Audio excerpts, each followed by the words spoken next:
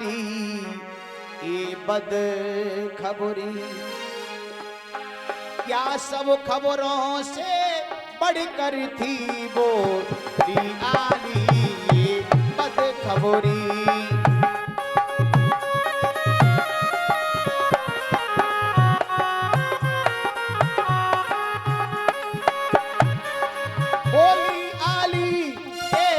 खबरी, क्या सब खबरों से बढ़कर थी, गर खबर मौत की ले आती। इससे तो बढ़िया तू मुझे मेरी मौत का पैगाम सुना देती तो खुशी खुशी मुझे स्वीकार था। जो खबर मौत की ले आती तो इससे ज्यादा बढ़कर थी, जो खबर मौत की ले आती।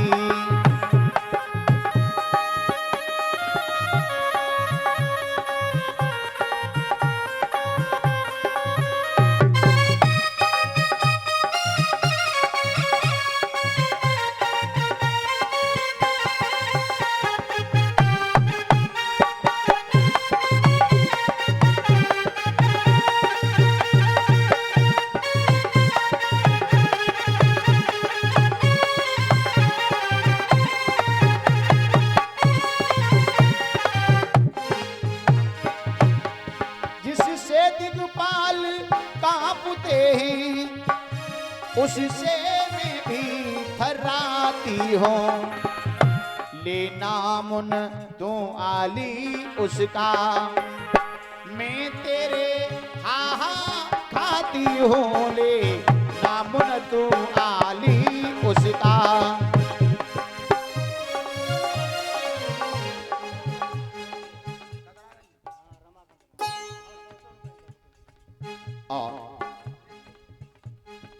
और इसी के साथ हमारे रमाकांत भैया कदरागंज से पधारे हुए हैं, जिन्होंने 501 रुपया दक्षिणा हमें प्रदान की है और हमारे सभी साथियों को 100-100 रुपए से सम्मानित किया है। एक बार भैया जी के लिए ताली हो जाए। भगवान की असीम कृपा बरसती रहे, जीवन खुशहाल और मंगलकारी बना रहे, ऐसी कृपा भगवान की बनी रही भैया पर।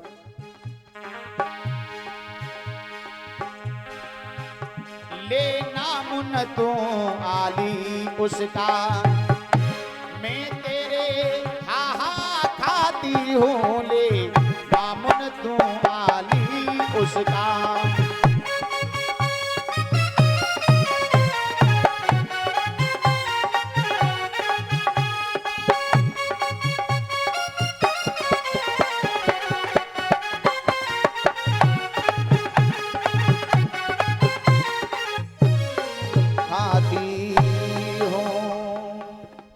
उसका नाम मत ले, मैं सुषपाल की कभी दुल्हन बन के नहीं जाऊंगी। और बहना तुझे नहीं पता है, मैंने तो अपना विवाह बचपन में कर लिया। उस सहेली ने कहा किसके साथ? द्वारकाधीश मुरली मनोहर के साथ। अरे मैं तेरे साथ खेली कूदी इतनी बड़ी हुई, तूने मुझे कभी नहीं बताया।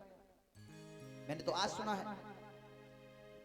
जिस दिन नारद जी हमारे घर पर आए थे और नारद जी ने उनके बारे में जब बताया तो मैंने उसी समय उनको अपना हृदय सम्राट स्वीकार कर लिया था। और अपने सनातन धर्म के अंदर एक ऐसी प्रथा है कि जो बेटी एक बार जिसका वरण कर लेती है फिर उसके जीते जी दूसरे का वरण नहीं करती है। तो मैं अगर दुल्हन बन के जाऊंगी तो श्याम सुंदर की जाऊंगी, मैं दूसरे की दुल्हन बन के नहीं जा सकती हूं। और जैसी श्याम सुंदर को नाम सुनो है उस सहेली ने वो कहने लगी, बहना अरे वो तो श्याम सुंदर ऐसे हैं, दीनानाथ हैं, दया के सागर हैं, जो भी उनको बुलाता है वो दौड़े चले जाते हैं। क्योंकि नरसिंह ने पुकारा, भगवान दौड़े चले गए भात भरने के लिए।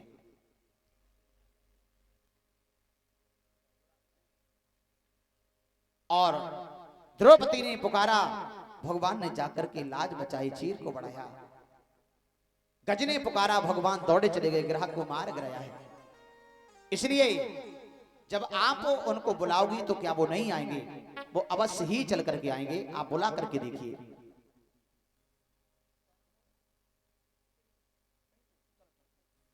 और पिंटू भैया बहोरा से 51 रुपया हमारे पास आए हैं। भगवान की असीम कृपा बरसती रहे पिंटू भैया पर, जीवन खुशहाल और मंगलकारी बना रहे, भोलेनाथ की कृपा बरसती रहे, भंडारे पर पूर्ण रहे। वो सहेली कहने लगी है बहना कि जिनको बुलाया गजने और लिख करी के फूल पाती,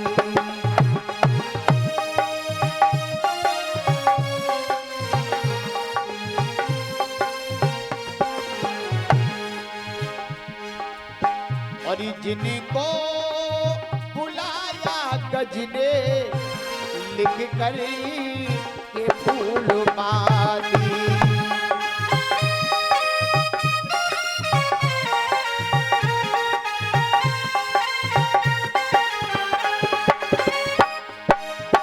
जिनको बुलाया गजने और लिख कर के फूल पाती, और जिनको बुलाया माने और घूंसों से पीटी छाती,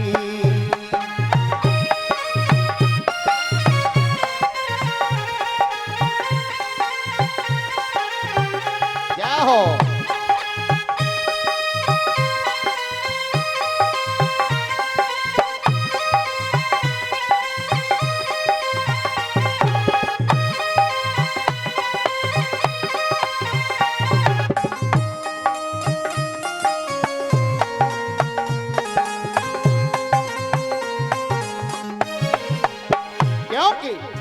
सबरी के यहाँ पहुंचे बस एक प्रेम ही से, सबरी के यहाँ पहुंचे बस एक प्रेम ही से, और पहला दिखी बाड़ी से, और पहला दिखी बाड़ी से, और जिनकी विजय सुहाती, जिनको बुलाया गजने और लिख कर के फूल पाए,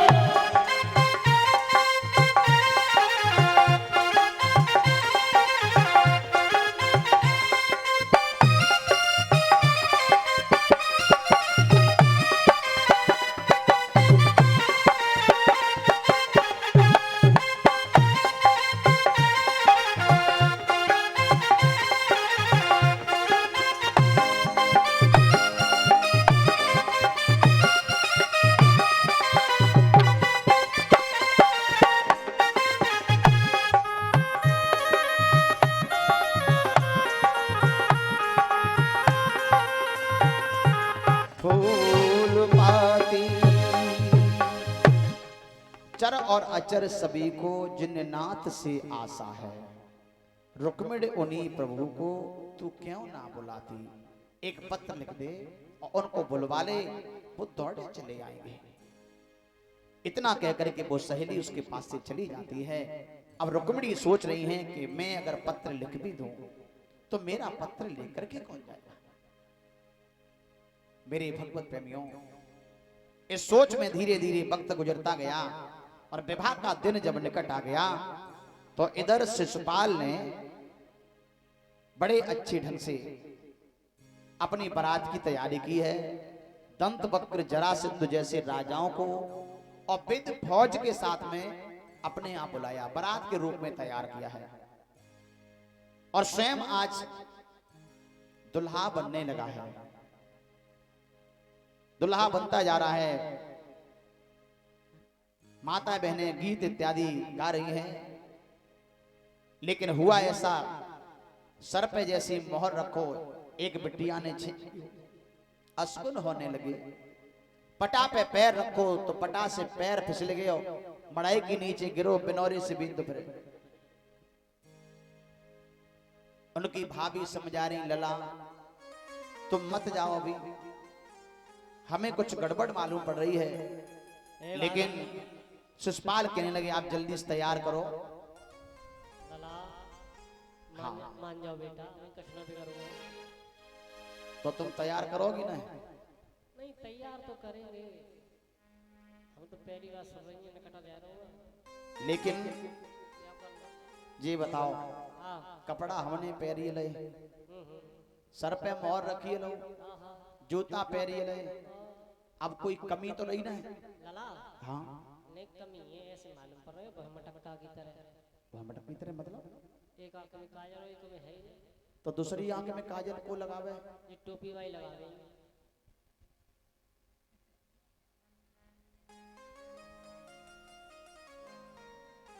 अच्छा, दूसरी आंख में काजल कौन लगाए? हम लगाएंगे। फिर कब पस्सों काजल लगे होगा? नहीं को लेब चाहिए? आ जाओ, बढ़िया पहले हाथों में लेब ना चाहिए। अच्छा, भाभी समझ गई कि एक ही थप्पड़ में लंड सी जज्जा है। सो डर के माए काजल भाई डिबिया हाथ में उठाए ले, काजल लगाती जा रही हैं और समझाई रही हैं कि काजर लागी देन भूप के नैन दिखाए रही बच्चा, कचुठाड़ी का भी गीत मचाए रही खट्टा कचु।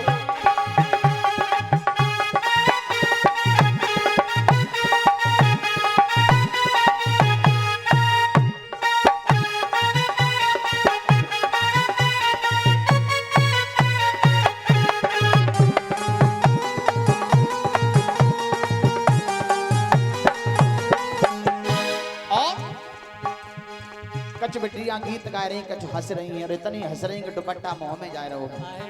हाँ, अरे बारी असगुन भयो जान ममलयो रपटी गो पट्टा, बहुत दुई बरना एक नारी पड़े गो रट्टा।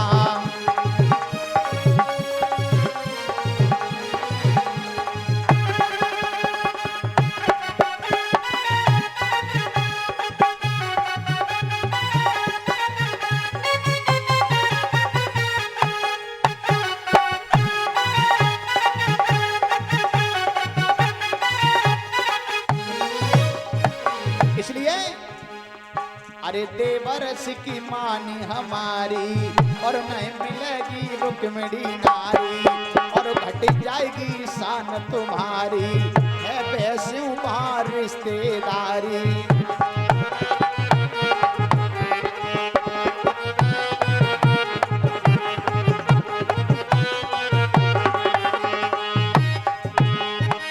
इसलिए तुम मत जाओ। शिशुपाल बोले अब कोई कमी नहीं है, अब जाने दो, जाने दो, क्योंकि तुम्हें पता नहीं है रुक्मिणी मेरा इंतजार कर रही है। तुम्हारो और रुक्मिणी बहुत सुंदर है, मालूम कितनी सुंदर है? कितनी सुंदर है। अंधेरे में ठाड़ो कर दे तो लालटेन की जरूरत न पड़े, लाइट आए या ना आए तो घर में रोशनी रहे हमेशा। लला हमें तो जो मालूम पड़ रही तुम्हारी न लटकन बुझी आए पर तुम कैसी बातें कर रही हो? ना लक्षण बताए रही हो लला में तो। भैया डोले में जाकर के बैठ जाते हैं, आदेश दिया कि बारात सब चले, सभी पूरी सेना थी, फौज थी, चल पड़ी साथ साथ। और जब धीरे धीरे बारात उस कुंदनपुर में पहुंची, आदेश दिया कि चारों तरफ से कुंदनपुर को घेर लिया जाए, यहाँ कन्हैया ना आ सके, कन्हैया इस कुंदनपुर में घुस ना पाए, ये ध्यान रखना। पूरी सेना कुंदनपुर के आसपास लग जाती है।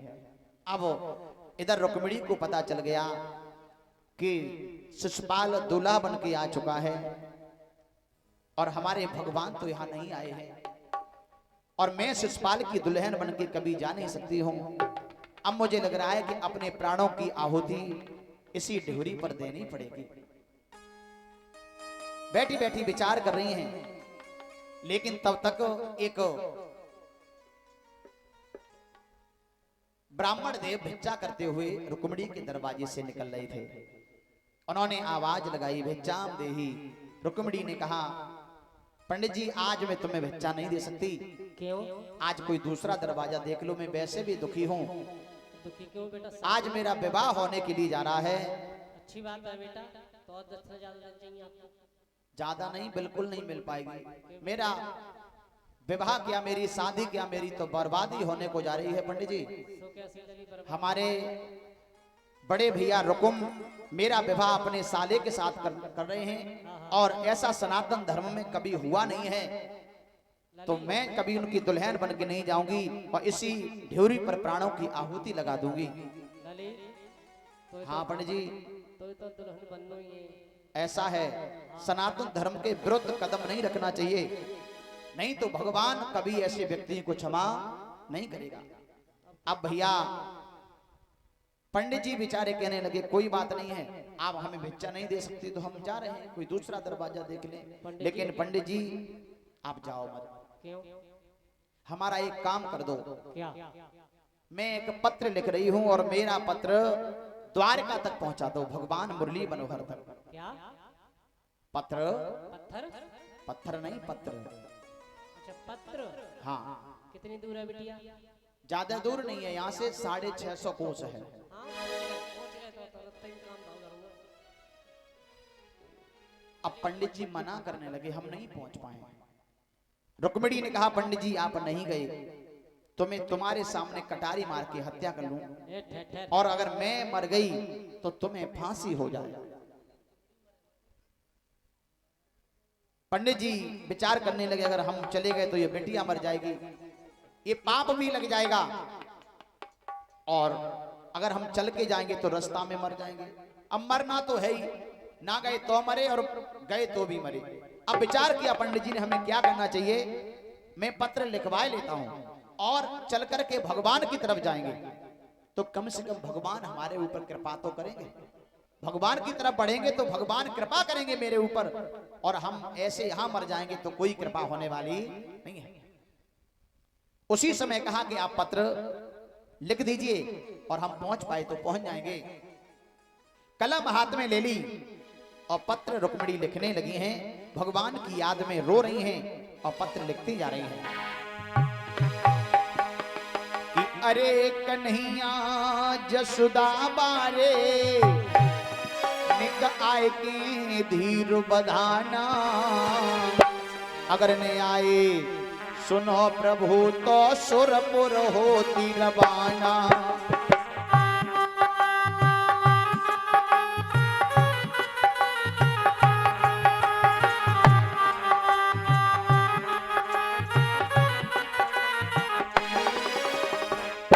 हे प्रभु, लिखती जा रही हैं, आंखों से आंसू टपक पड़ते हैं, अक्षर बिगड़ जाते हैं, पुनः दोबारा से बनाने लगती हैं।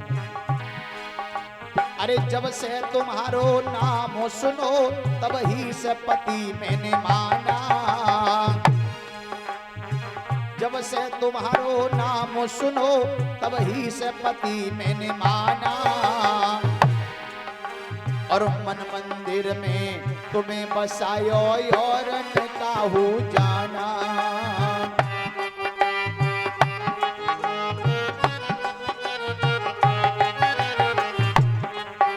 अरे आज भूप शिशुपाल आई गयो तीनों नगर गिराई,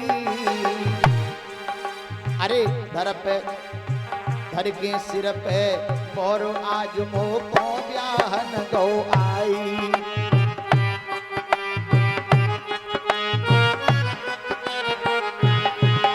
इसलिए हे प्रभु, हे श्याम, अरे पल पल होती आवार श्याम ने जल्दी दर्श करियो, अरे पत्र भेजती वो मैं तुमको पढ़ते ही चले आइयो।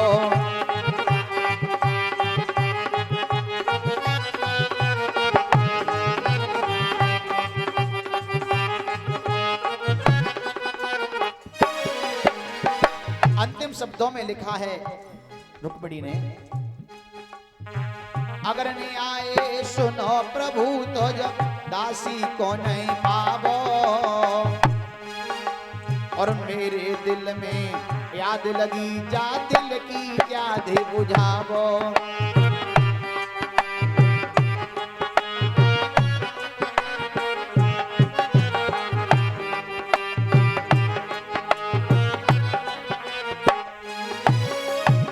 मेरे भगवत प्रेमियों, पत्र लिख करके तैयार कर दिया, पंडित जी को दे दिया। ब्राह्मण देव आज चल पड़े हैं, चले जा रहे हैं भगवान की याद करते हुए।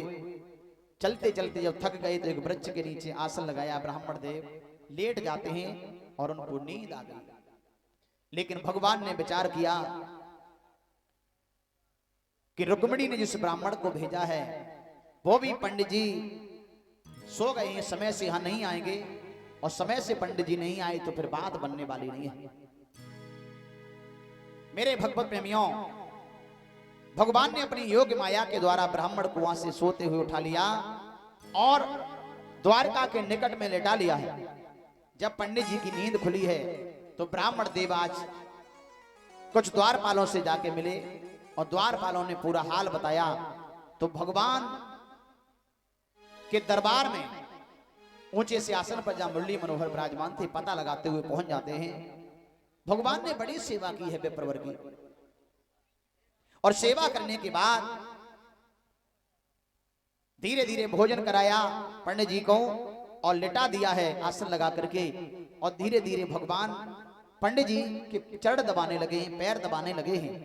और उसी समय पंडित जी ने वो पत्र निकाल के दिया है जो रुक्मिणी ने लिखा था, और समझाया कि आपको मेरे साथ सुबह ही चलना पड़ेगा, और अगर तुम नहीं गए तो समझ देना वो भीष्म की कन्या वो जीना नहीं चाहती है, वो मर जाएगी तुम्हारे बिना, क्योंकि उसके साथ घोर अन्याय हो रहा है।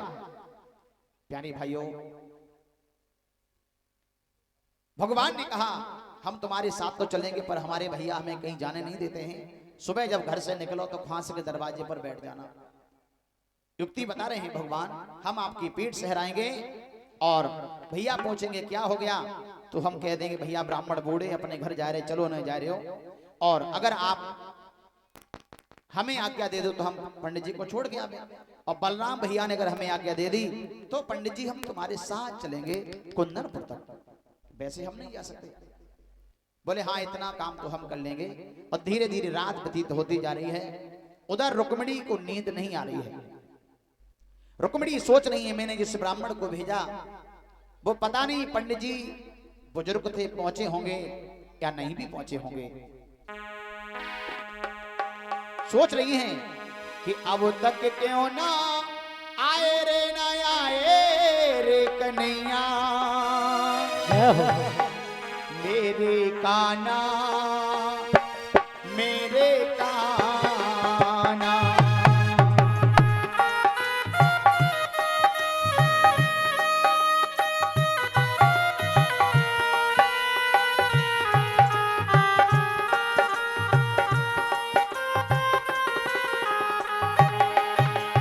अब तक क्यों ना आए रे ना आए रे समरिया मेरे काना मेरे काना।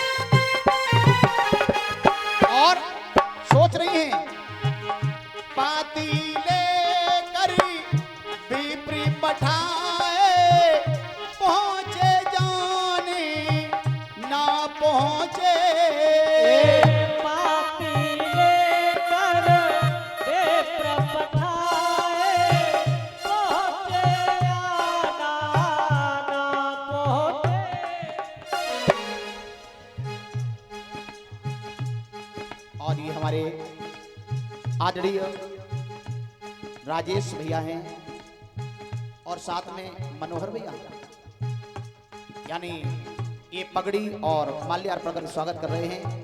और साथ में राजेश भैया की तरफ से 1 से 51 प्रदक्षिणा भेंट की जा रही है। मनोहर भैया की तरफ से 1 से 1 प्रदक्षिणा भेंट की जा रही है। ताली हो जाए दोनों भाइयों के लिए। आशीर्वाद भगवान का बना रहे, जीवन खुशहाल और मंगलकारी बना रहे और भगवान भोलेनाथ ऐसे भक्तों के भंडारे भरपूर रखें, ऐसी कृपा हमेशा बरसाए रखें।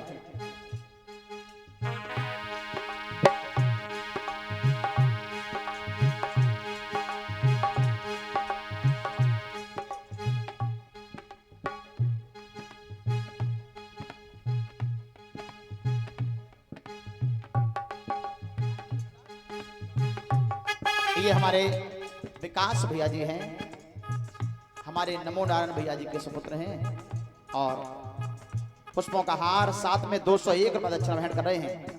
भैया जी के लिए ताली हो जाए जोरदार।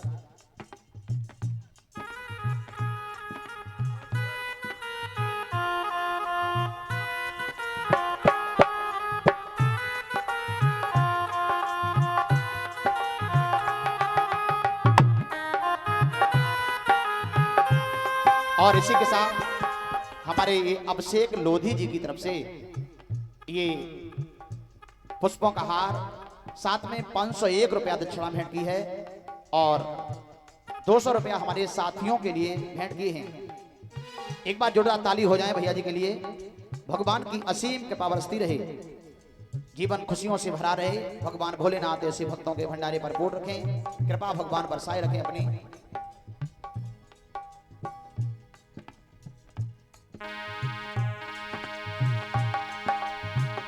पाती लेकर विप्री पठाए, पहुंचे जानी ना पहुंचे। पाती लेकर विप्री पठाए, पहुंचे आना ना पहुंचे। घट घट